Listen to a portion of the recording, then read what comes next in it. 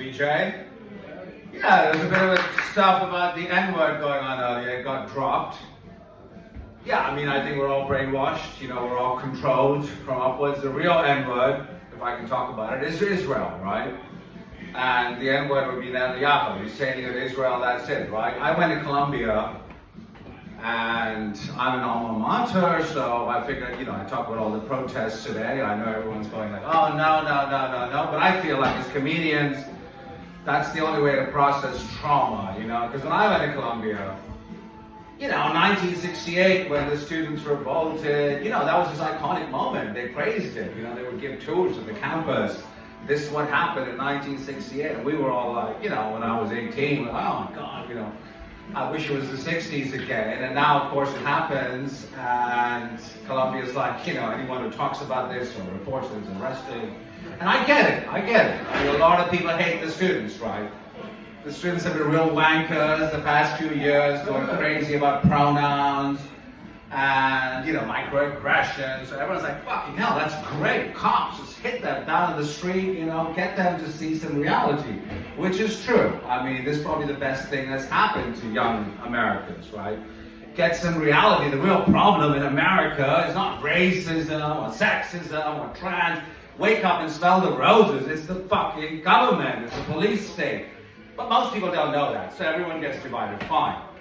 And I get it, you know, we've been told Muslims are bad people, so when you see these students with their kafirs and, you know, saying Allahu Akbar or playing the music, you almost imagine like some dead American soldier, right? Right below them on their fucking feet. Or them dragging some American through the streets and screaming Akbar. So people get freaked out. They're like, oh my God, right?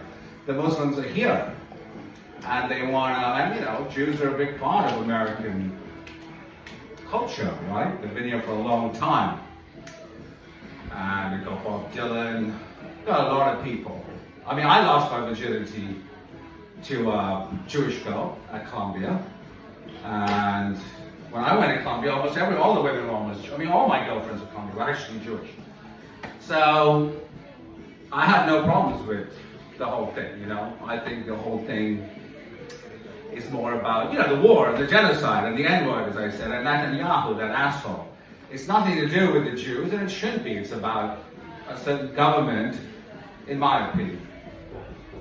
So, yeah, what was I saying? This feels like a rant now. But, yeah, I had a lot of jokes. Yeah, how did DEY actually become DUI in a way, you know? And I get it. Palestine rhymes with crime and Israel with bail, right? So we should allow poetry to cloud our judgment.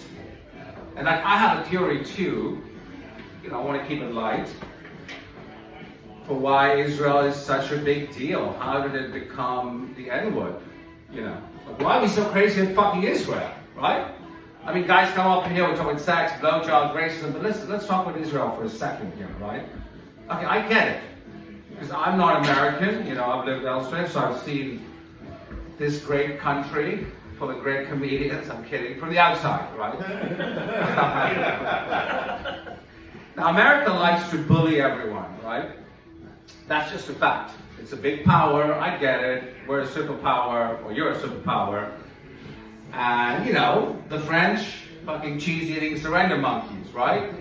English, fuck them, right? Well, they colonized us, now, yeah, special, right. The Europeans, whatever. The Japanese, we've got them, you know, we'll send another nuclear bomb if they're trouble. So we got, you know, but Israel is the only country that's allowed to bully America. You know, we need somebody. Why is that? Because Jesus was born there, you know? Would Israel be important if Jesus wasn't born there? No. It's the Holy Land, right? Jesus was born there. The Bible was set there. So we're like, oh my God, Israel can bully Israel. Thou shalt not. Or maybe, you know, Israel's like a Jewish mom. Joe, give us weapons. I want 10 more billion, Joe.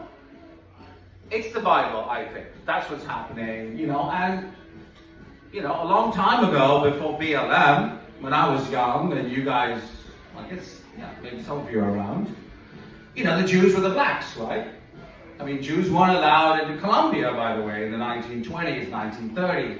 There were Jewish quotas. I get all that. You know, they were kind of, before blacks became like, oh, we got to bring them into the mainstream.